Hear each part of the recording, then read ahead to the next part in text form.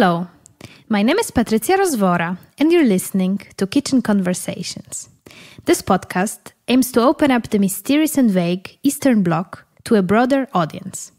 For each episode, I'm inviting one artist or researcher, and together we explore their relation, interest, and urgency to create within the framework of the post-Soviet sphere. Here, I also wanted to thank everyone for listening and supporting this podcast. It's very rewarding to see that with every episode, the community is growing, which was, of course, the whole point of this platform. If you are a regular listener, you might want to check out my Patreon page, where you can support my work and help me develop this amazing but time-consuming project. You can do that on patreon.com/kitchenconversations.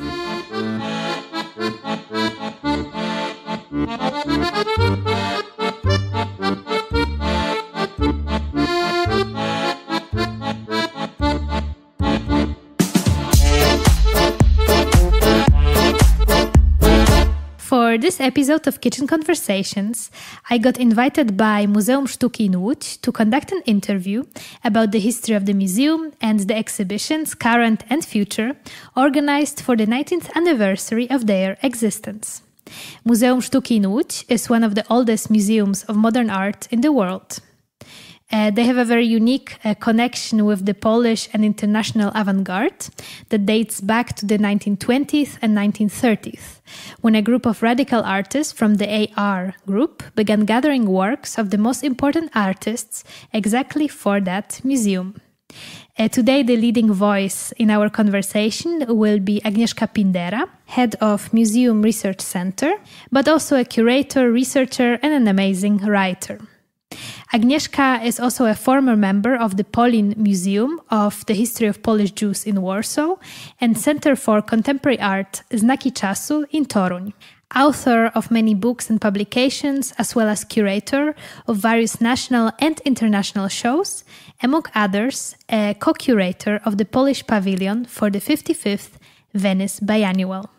Please welcome Agnieszka Pindera from Muzeum Sztuki in Łódź.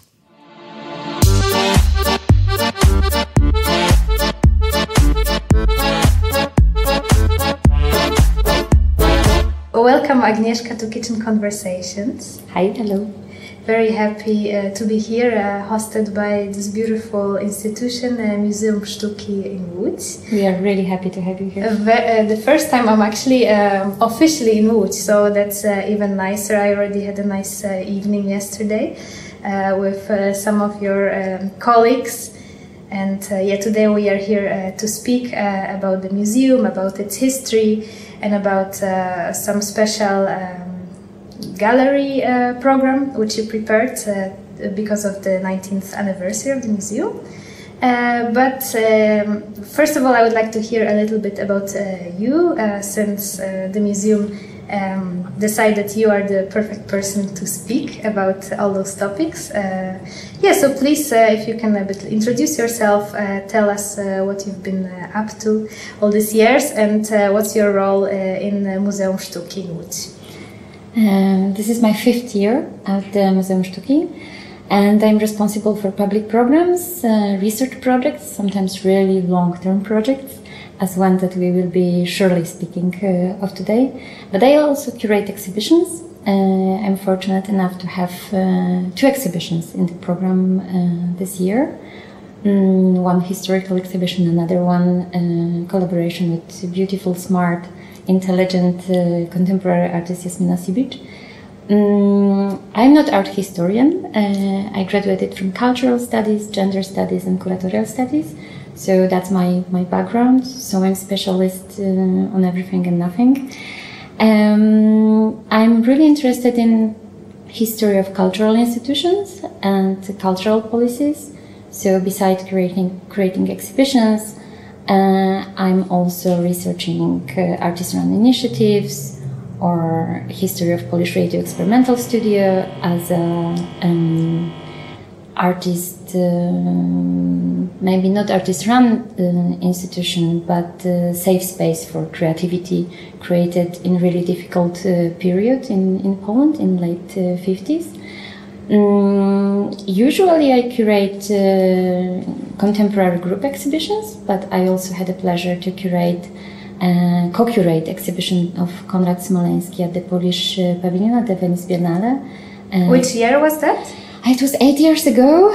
Time flies. It was a very exciting project and very loud one, as we produced 2 large church-like bells that we installed in the Polish pavilion. We are also lucky that Poland has a pavilion in the Giardini, so in the middle. It's really beautiful. I was there already. It's really nice space, but close to residential area also. So our bells, you couldn't miss that. They were always on once an hour, on the hour. But the artist that we collaborated with, the creator of this amazing installation, he's a sound artist. He doesn't like to be called one, but he works with sound as a material. So he created a huge combination of, it was also spacious installation, but also he involved the technology, mixing sound, gizmos, to transform the sound of the bell. Also part of my experience that was quite important for me personally was 3 years that I spent at the Poli Museum, Museum of the History of Polish Jews. It's located in Warsaw, and I was there responsible for Artist in Residence program. That was very exciting, very challenging. We were producing new artworks that then ended up in the collection of the museum. And I had the pleasure to work with wonderful artists, very often the 3rd generation of Polish Jews. And so I also had this feeling that it's not only fruitful for the art world, but also personally, this is an important project for people that I'm meeting. So that was very special experience to be part of it, on this, identity, maybe not building, but confirming or recreating experience. That was a big thing for me.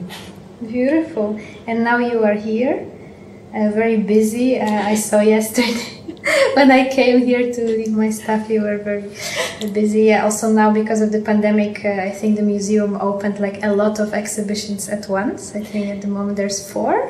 Exactly. Each Friday we had different opening, so it's been a wide ride.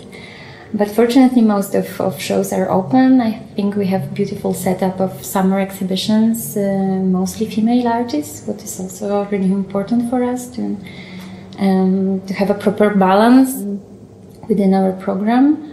I'm also busy because we are preparing for this big international show, and shipments during global health crisis are quite a challenge. Yeah, I can imagine.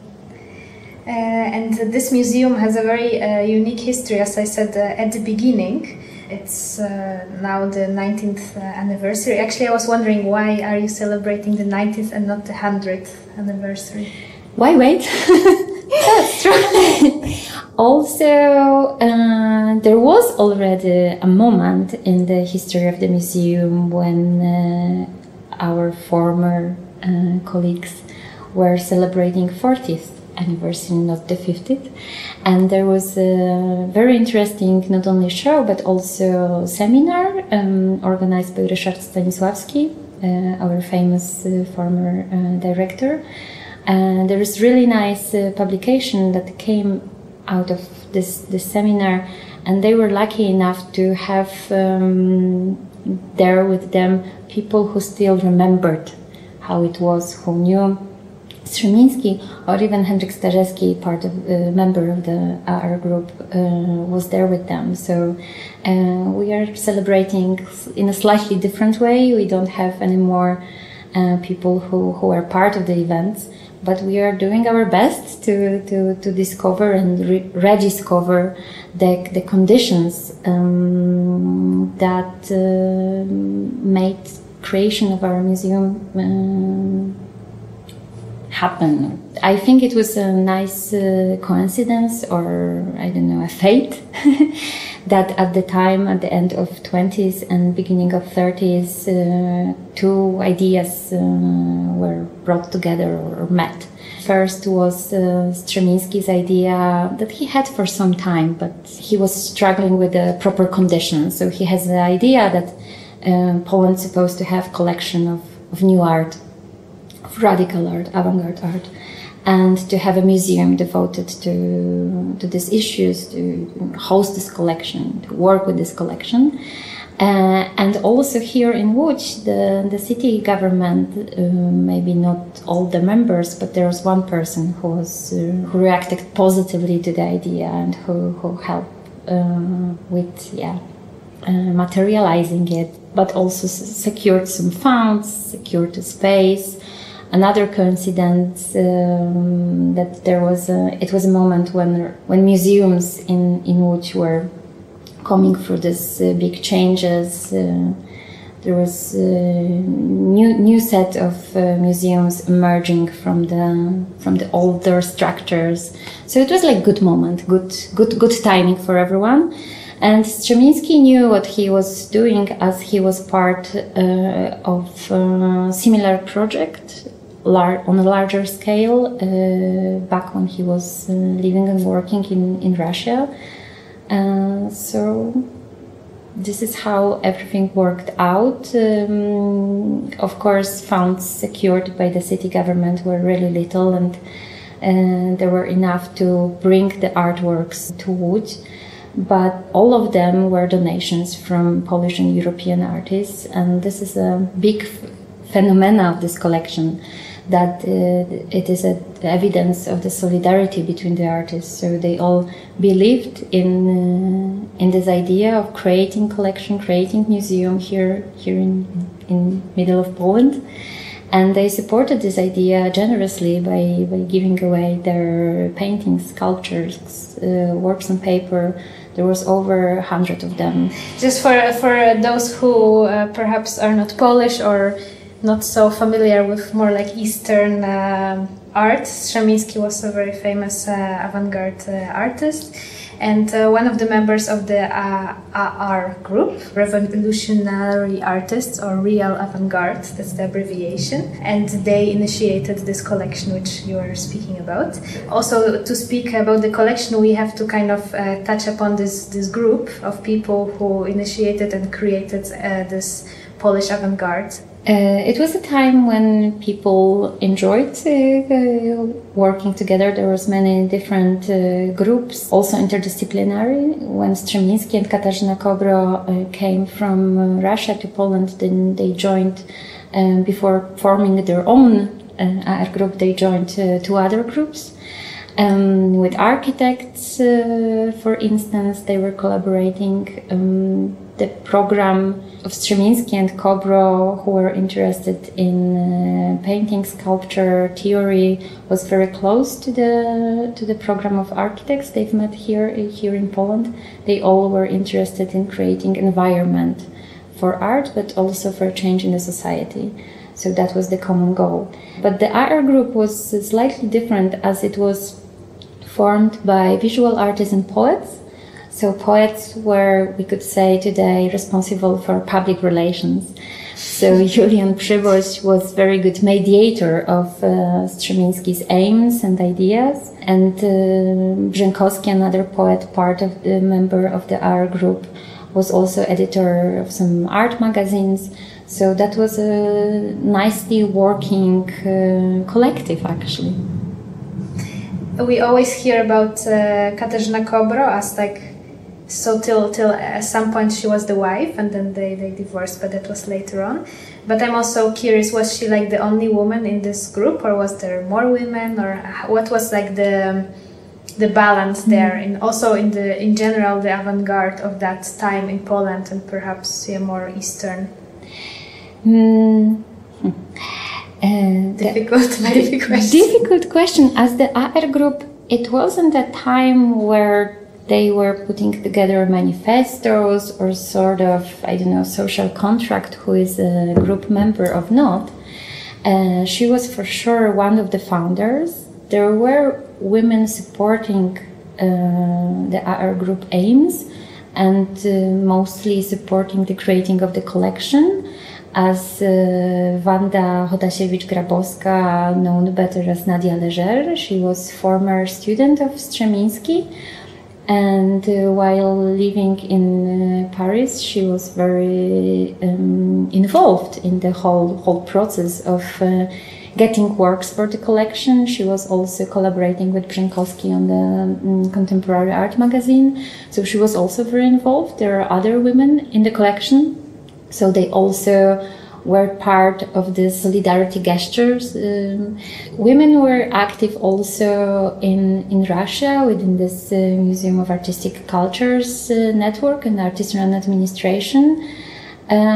But of course, I don't believe we can say they still were perceived as equal. Maybe they were, but there's less female artists involved so much in the organization also. Not only creation, but also this part of the avant-garde where there were forming theories, publishing, creating para-institutions and things like that. For me personally, I discovered one of the artists that was active at the time through the work on the project, and I will continue researching her.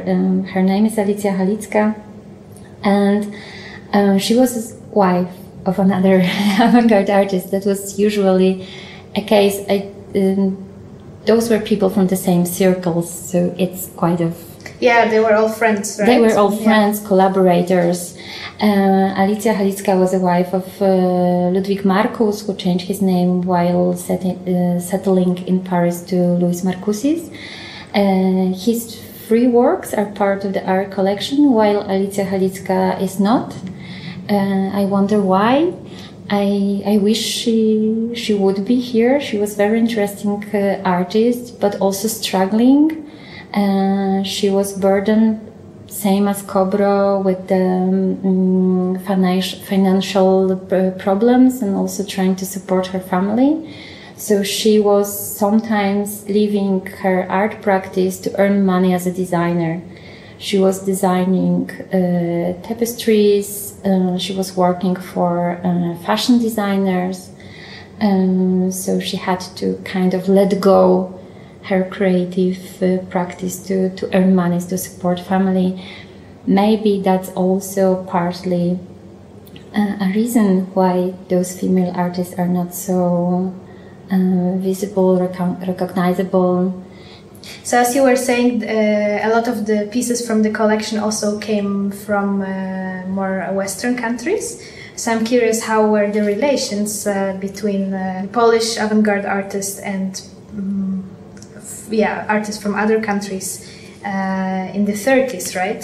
How easy was it to collaborate, and what were their connections? Mm-hmm. Many Poles were living in Paris, either temporarily or they settled there, as we already said, Alicja Halicka, Louis Marcoussis, but also Jan Brzękowski, that was or Wanda Chodasiewicz-Grabowska. So there was a lot of movement.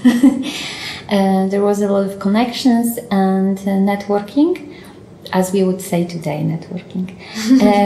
But also Strzemiński, for instance, he had a lot of contacts with Dutch artists.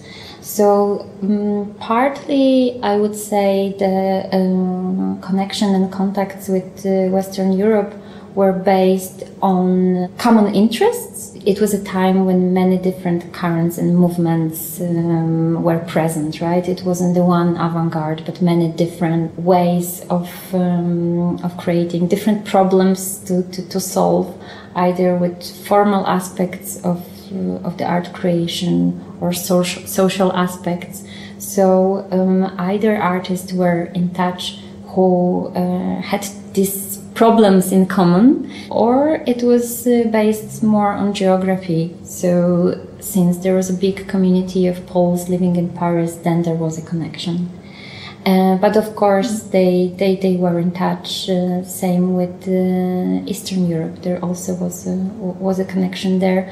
Also Poland was on the way from east to west. Yeah, that's right in the middle. Yeah. So it's also important when artists from Russia were traveling to Germany. They were going through Warsaw, for instance, staying for a while, exhibiting maybe, making connections. So yeah, I think it was quite vivid and intense. So the big exhibition, the first exhibition in this museum, which back then had a different location and a different name also, right? Yes, the museum had a name after another donors, a family from Krakow, who entrusted also around 100 of pieces from their collection to the museum. Slightly less avant-garde or not avant-garde at all. So it was Bartosiewicz family, and it was Museum of History and Art, if I remember correctly. The location, it was a small building, surely smaller than the one that we occupy now, than our today's venue. It was located at the Square of Freedom, so middle of the city, and the art group collection, the first exhibition, it was only 2 rooms, so it was quite modest presentation. Also, this collection grew for years. It's not like this 90 years ago we had like whole set there. It took time, financial difficulties, and also reaching out to the artists our group wanted to get in touch with. It takes time, so the collection grew through the years. But still, 90 years ago, there was this first gesture, and we are also going to recreate from the photo documentation. We will be trying to recreate this one of the exhibitions of the art group collection in our show that will open in October. I was just curious, since back in 1931, that's the year when the first exhibition opened. That was the moment in Poland between the wars. I'm curious how the government back then reacted to such a experimental show, I would say.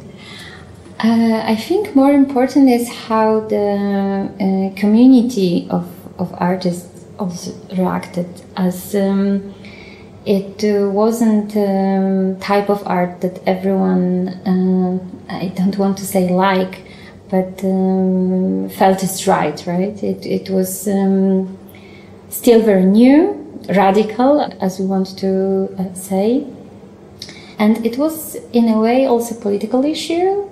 So in Łódź it was supported by socialist government or socialist politicians being part of the city government, while more conservative groups, not only political groups but also artists with more conservative views, were not really buying that. They were rather maybe not shocked, but really not supportive. There are articles, really nasty articles, where this kind of art is called a circus, basically. So they weren't taking it serious. They weren't taking it seriously, for sure, and they felt it's a joke, it's temporary, that it will pass. It's not important, it's not right, it's nothing that will stick. But there was another argument also coming from the documents say more about criticism from the artistic community than from the politicians actually, or the government, as there was another big argument taking place in the newspapers when Strzemiński was awarded with a special award for what he did for the development of culture in the city. So many people were also furious with that. So he wasn't a person that everyone followed and loved. Yeah. Quite the opposite.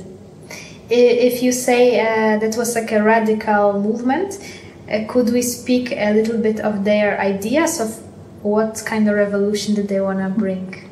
to the people? Our group and what Strzeminski and Kobro were doing, they were solving artistic problems with form of paintings and sculptures, but they also believed that art is connected with social structure, so one influences another.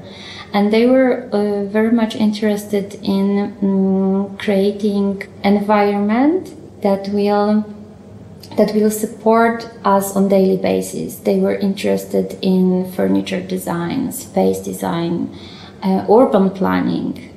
Kobro, at some point, she created a project basically for the kindergarten. While Strzeminski was invited by the director of this museum to create neoplastic rooms, so the space especially dedicated to constructivist art. So they were both involved in thinking about daily life, how our body also moves within the space, what sort of actions we perform on daily basis, and how space can react and support us. So that was radical, that it was a total experience. It wasn't only entertainment, pleasure, or spiritual experience. But also something that would be useful, simply useful. And will create, new men for new times.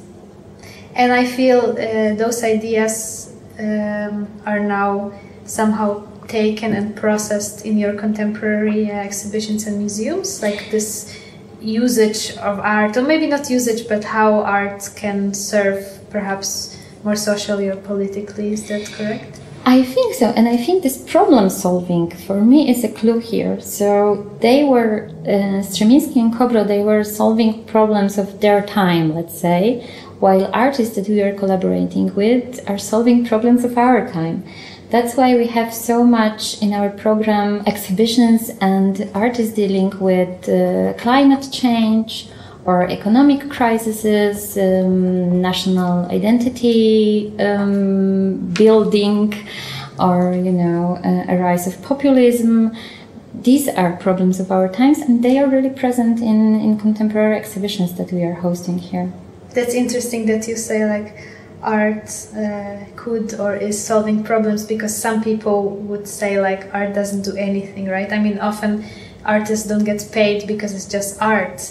And it's an interesting discussion, because do we solve art, or perhaps do we bring to the light the problems and we give a space for discussion perhaps, but maybe that's already solving because we start the conversation or we initiate. Exactly, I would say it's a good beginning. As education, it's a key, and information it's a key also. Knowledge is power. So as soon we are starting to see the problem, to discuss the problem, I think we are on a really good path to the solution. So now you are in the middle of creating this big show, which is gonna open in October at the Avant-Garde Museum. I would like you to speak a little bit more about it, and perhaps also about the publication, because the publication is already here, and based on the work which you put in the publication, now the show will rise. The Avant-Garde Museum is, at least for me, as a team member here at the museum, the longest project I worked with. We started in 2017 with a seminar called Museum of the Avant-Garde, or the Avant-Garde Museum Collecting the Radical. And we invited then scholars from the US, Europe, and Poland to speak about it, about the avant-garde museology. We had really different takes on it, as speakers were from Europe and the US, but we also had one presentation devoted to creating of modern art museums, first modern art museums in Latin America. So we also tried to map as much as possible. And it was really fruitful, wonderful event. And then with Jarosław Suchan, director of the museum, when we tried to sum up this event with a publication, just simple post-conference, volume, we felt it's not enough, that we really want to dig deeper, to look for more connections, and work closely with the subject. And we decided that we won't be publishing reflection of the seminar in the book, but we will start another chapter of the project, and we will focus on 4 semi-institutions, actually 2 free semi-institutions and 2 spaces, and that we feel are somehow connected, even though they were created in slightly different time and surely in different places. These are museums of artistic culture in Russia, so administration run by the artists and also network of regional museums. It was possible to create that after the October Revolution. There was a small period when at the time elites were not interested in working with the government, but avant-garde artists were, and they really used well this time, this window, and started collecting contemporary works. There was a central bureau that was responsible for the acquisitions, and then set of the network of regional museums that were receiving from the central bureau the newest works of living artists from all over.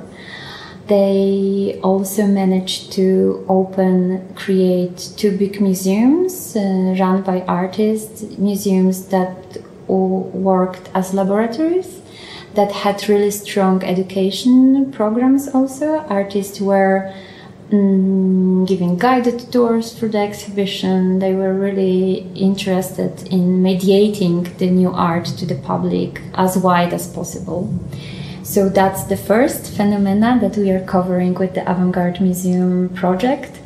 And the second is the Société Anonyme, collective of artists or society of artists created in 1920 in New York by Katrin Dreyer, Marcel Duchamp and Man Ray.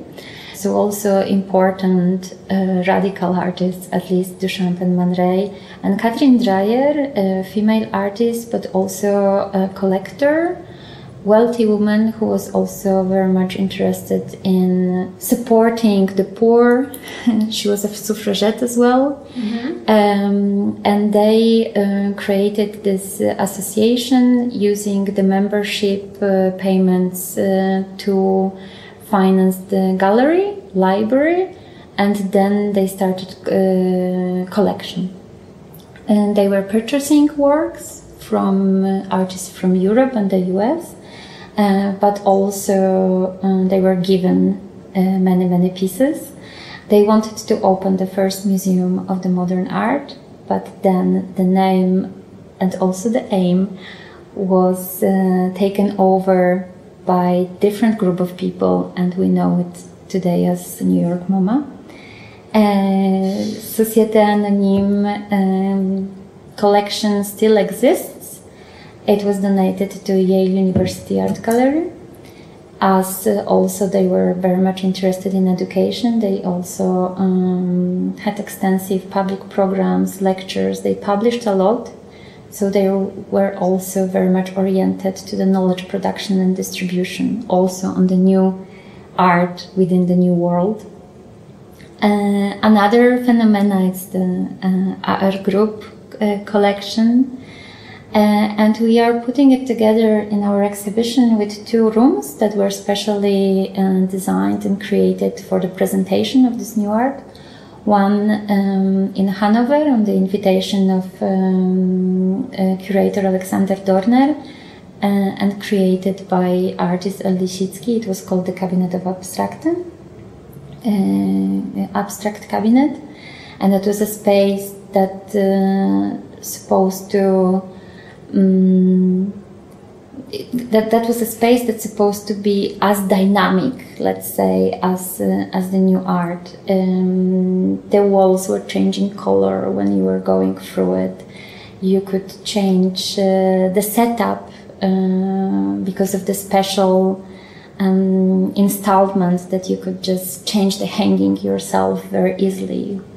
So that is one, and another is Neoplastic Room, the room designed by Władysław Strzemiński here in our venue, just one floor above us. It's still here, on the invitation of the current director of the museum.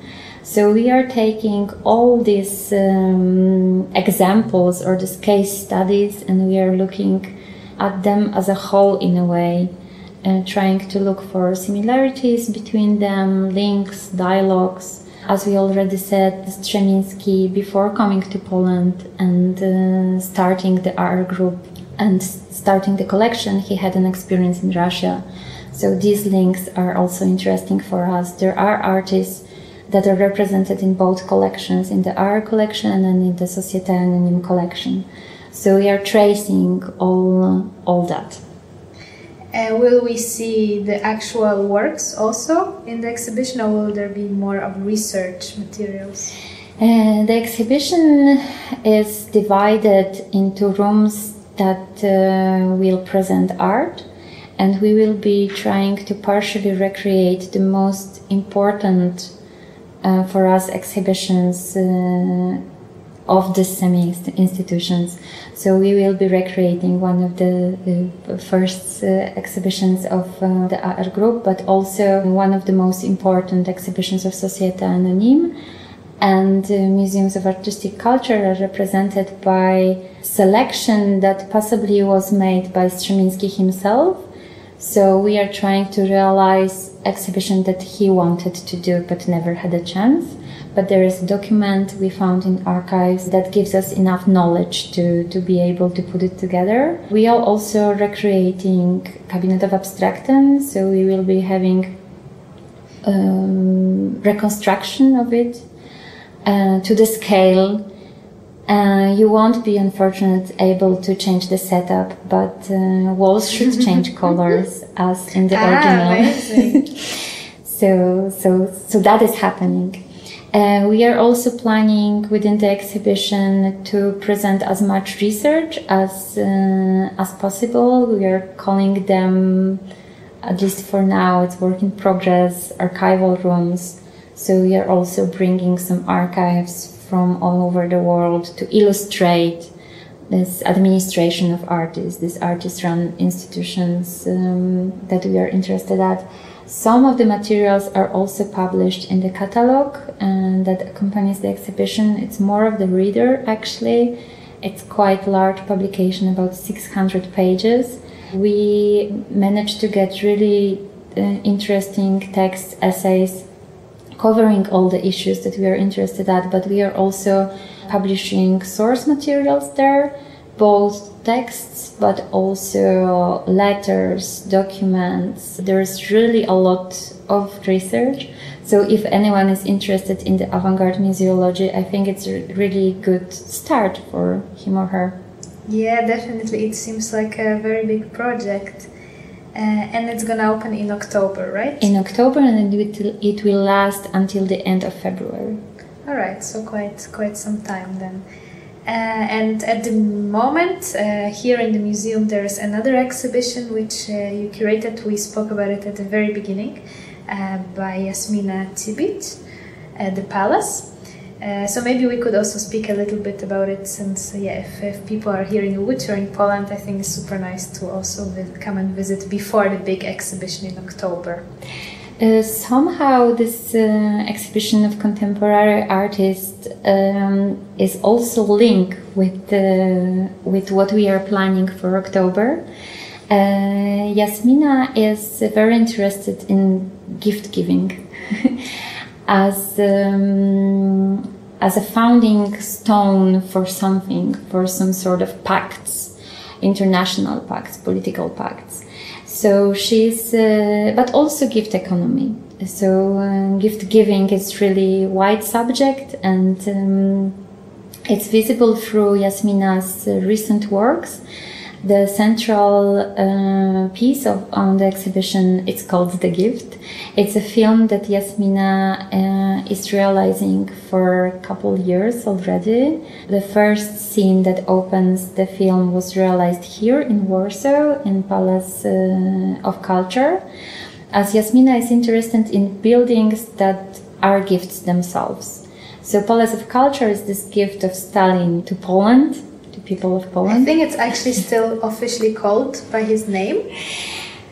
I'm not sure, but surely everyone is calling it gift of Stalin. Yeah. Or of course this gift wasn't so pure. It meant to, and it is, building that hosts many different institutions, education institutions like universities, this youth palace that shapes the young bodies because they have swimming pool, but also young minds, and as they have many different workshops. At the time it's like robotic, but before that it was more like drawing or crafts, things like that. In the Palace of Culture you have theaters, you have museums, cinema, like many different places where also people could be shaped in a way as you wish. So that's interesting. Another building that appears in the movie, it's Palace of Nations, Communist Party headquarters, French Communist Party headquarters in Paris. So that's the setting for the film that talks about the competition for a perfect gift that will unite a divided nation. So it's something that's supposed to act against polarization, and in the film you have 3 different characters that presenting their own views of how the citizens can be united. There is a diplomat, architect, and the artist, of course. Through the exhibition you can see also different sets of gifts. Jasmina portraits gifts to Tito, president of the federation. She also managed to find at first and then portrait rose bushes that were created and named after founding fathers of European project. These portraits are also made in a really special way. She's using vanitas motif, so she's hiding messages within these portraits, and in the same way she's portraiting pieces from the AR Group collection. She's bringing this story of the gift by artist to the artist, then entrusted to the museum to her narration. Yeah, it seems like Jasmina could be another person for this podcast. She would be perfect, surely. It's great. Yeah, it's nice that you were explaining a little bit about the video work, because I still have to see it. So after our conversation, I'm gonna go, and it's I think nicer to already have a bit of an introduction. Yeah. We are already speaking quite a while. For the end, I prepared this quite big and broad questions in general about the museum as an institution and its future. How do you see that? What's the future of a museum, and also what kind of museum and artworks do we need in our current political climate? Mm-hmm. This year we are also hosting or organizing a series of discussions. It's called Museum of the Future. So far they were only in Polish, but hopefully soon we will also organize some discussions in English. Since the global health crisis, we are doing it through Zoom platform and then distributing through Facebook and our website. And each time we are trying to invite guests that can speak about the future of the museums. So we at first invited artists to ask them what visions of the future museums are already present in their artworks, what they are thinking about. And here they usually talk about climate change, and that's something that has to be addressed. Especially in Poland, I think. Especially in Poland, yeah, we are big deniers. I don't see that it will change anytime soon. Then we also had a discussion on the digital museums, how also the recent year and a half, what the year and a half taught us, how we can be present in the internet, what kind of program we can host there. But finally we had this discussion about museum in the city. And I think when I personally think about the future of the museum, and also having this experience of not traveling for the last year outside Poland, I would say the future museums supposed to be more, I would like them to be more focused on local communities, to be more welcoming to the local communities, to really be platform for people to meet, and to be more focused on people's needs. And I don't especially speak here about the program even, but the environment, as we talked about Strzemiński and Kobro being so aware of human body traveling through space and space being welcoming for this body. So I would really like to see such examples of the museums in the future. Local also means more ecological, as we can maybe eliminate more the carbon footprint. I really hope the time of Bilbao effect is in our past, that we won't be focusing so much on tourism and making big blockbusters just for people to travel, but I would really wish for museums to be more sustainable. Also in terms of audience development, so creating more long-term relationships with their audiences. I really hope for such future.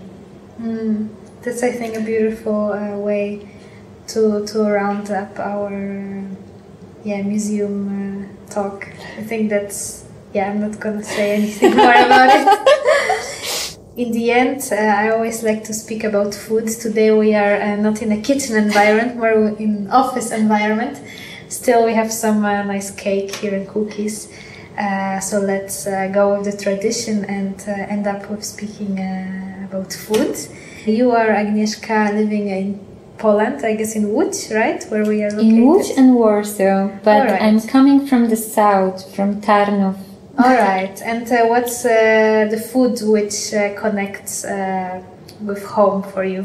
It's gonna be Leczo. For me, it's more based on veggies. It will be like vegetable goulash, but of course my mom would add a little bit of sausage here and there. So it's basically paprika, zucchini and tomatoes. And it's really simple, but very satisfying. And also it's the best thing you can eat at the end of summer. Because the tomatoes are amazing at the moment. Everything is fresh, and you know the sunny months make all the veggies beautiful and tasty. So that would be my top dish. It's interesting. I think I never had Leczo, or maybe really. Yeah, it's like do people eat it a lot? In our house, yes, and it really was this end of summer thing that was always on the table in August and September. I'm making a lot of it myself, and also putting it to the jars, so then I have tasty, sunny Leczo during winter time. So yeah, I'm highly recommending it. I don't know its history really, but for me it's like, you know, mom's thing, something that was made for me with love. It's great. I'm gonna have some maybe to try. Great. Is there anything you would like to say for the very end? Some recommendations for the audience, or? I don't really know. Maybe we could. We have a website, another website from our main website that you can find. It's called Zasoby, so it's resources in Polish. We are trying to put a lot of interesting content there. We are putting their recordings of the discussions, talks, conferences, seminars that we are hosting, but also we put a lot of attention to publishing their new acquisitions. Every year we enrich our collection. Every year we buy new artworks for the collection, and with the end of the year we always publish the new acquisitions. So I think it could be something I would recommend for our audience or future audience or audience to be to follow how we are now developing what started with our collection and with this donation of artists to the artists entrusted to the museum, how we work with that, how we play with that. Great, I will include it in the show notes of the podcast. Great, thank you so much for meeting me this Saturday morning. Let's enjoy the weekend. Thank you, it was a pleasure, and let's go to see some exhibitions. Thanks.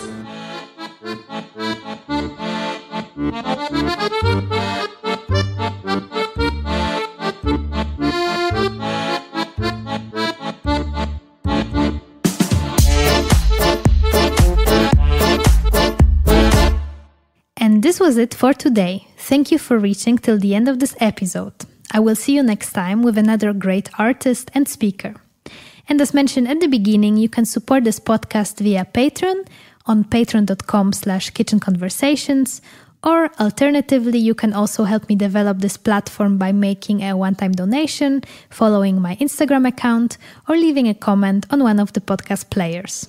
All of the needed links are placed in the show notes of this episode. Take good care. Until next time.